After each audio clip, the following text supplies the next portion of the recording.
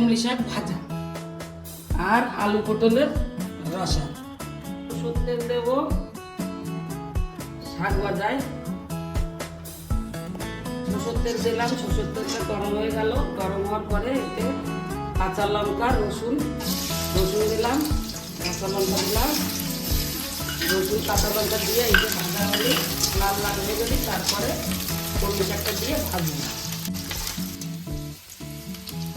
এইটা এবার লাল হয়ে গেছে, হালকা হালকা লাল হয়ে গেছে। এখন কলমি শাকটা আমি এইটা দিয়ে দেবো। কলমি শাকটা দিয়ে দিলাম। এইবার এতে নুন দিয়ে দিলাম পরিমাণ মতন।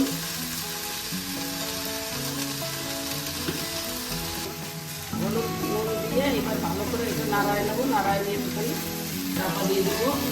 এটা ভাজা হয়ে যাবে। নামানোর আগে একটু সরষের তেল দেবো।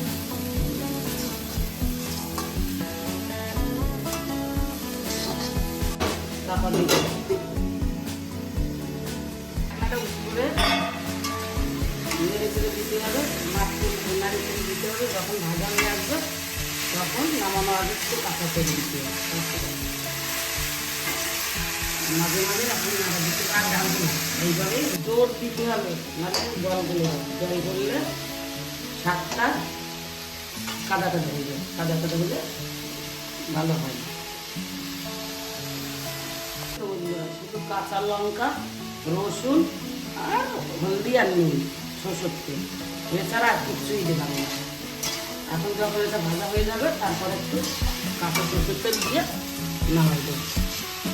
আর এটা জোর দিয়ে গ্যাসের এটা জোর দিয়ে হবে, ধীরে ধীরে হবে না, জল দিয়ে যাবে। এইবার শাকটা আর করতে গেলে দেখো কিরকম খেলা খেলা হয়েছে। জোর দিয়ে গ্যাসের জোর দিলে তাহলে এইবার নামানো আগে এটা একটুখানি সরষের তেল, কাঁচা সরষের তেল দিয়ে নেড়ে চেড়ে নামাই দিতে হবে। এটা অন্যরকম টেস্ট হবে। এতে আর কোনো মশলা দিইনি। কাঁচা লঙ্কা রসুন আর নুন আর হলদি আর তেল। আর এই নামানোর সময় একটুখানি কাঁচা দিয়ে দিলাম। এই গালটা নামিয়ে দিলাম। নামিয়ে দিলাম। আবার এই কড়াইটা বসাই দিলাম। এবার আলু পটলটা সরষের তেল দিলাম, আলুটা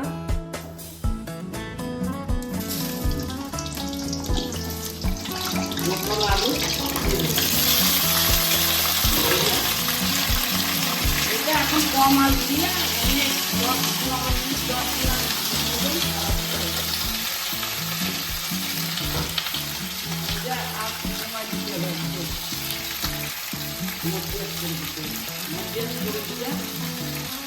অল্প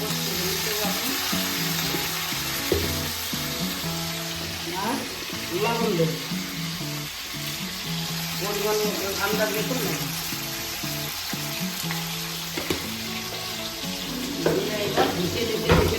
দেখে এবার এগুলো ভাজে একদম গলে যাবে। তখন মশলা দেবো, মশলা দিয়ে নেড়ে দেবো, জল লেগে দেবো। এটা 2 তেলে পর হবে আগের মতো। আমাদের মাঝে রান্না করি এরকম রান্না। আমার কোনো এসে শুধু জিরে আর লঙ্কা বাটা দিতে হয়, আর রান্নার পরে একটা ভাজা মশলা। এবার এরকম দেখে আস্তে দিয়ে দেখে 2 মিনিট 3 মিনিট পরে এটা এরকম করে পাতা যেরকম মাছ ভাজ দিয়ে সেরকম করে আস্তে করে এরকম পাতায় দিয়ে ভাজতে হবে। ভেজে আলু পটল পুরোটা গলে যাবে, পুরোটাই তেলে সব কিছু হয়ে যাবে। তারপরে মশলা দিয়ে দেখো আমি একটু যে তেল দিয়েছিলাম, বেশি তেল দিয়ে ভাজা করেছি, তেলটা বেশি হয়ে গেছে বলে আমি অনেকটা উঠে রাখছি। এইটা যে আবার আমি তেলে পর দিয়ে তেলে পটাবো। এখন এতে জিরে আর লঙ্কা বাটা দিচ্ছি, জিরে আর লঙ্কা বাটা জিরে লঙ্কা বাটা দিলাম। লবণটা আগেই দিয়ে দিতে হবে, একবারে দিয়ে মিশতে দিলাম। খুব কষাবো না, হালকা কষাবো। জল দিয়ে দিলাম,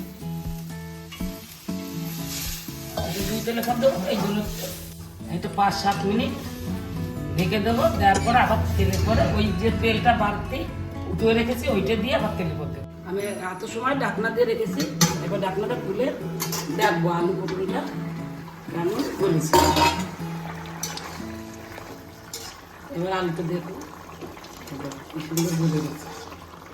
সাইডে বাদ বসাই দিচ্ছে, এটা কিন্তু গরম ভাতের সঙ্গে ভালো লাগবে। কড়াইতে দিয়ে দেবো, এমনি বেশি আর তেল ব্যবহার করবো না, একবারে যে তেল দিয়ে দিয়ে তেলে করবে, অন্য কোনো মশলা না। এতে উঠায় দেবো, উঠে দেব। এইবার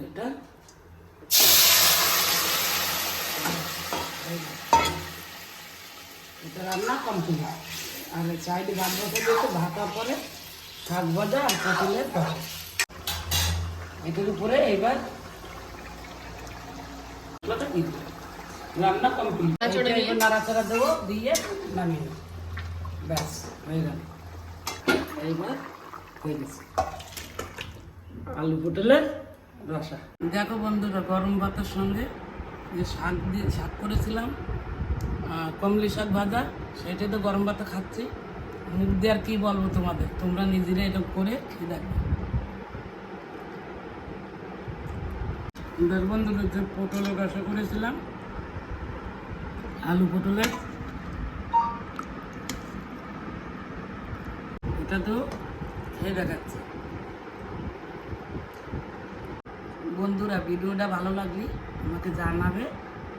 দেখা হচ্ছে অন্য ভিডিও।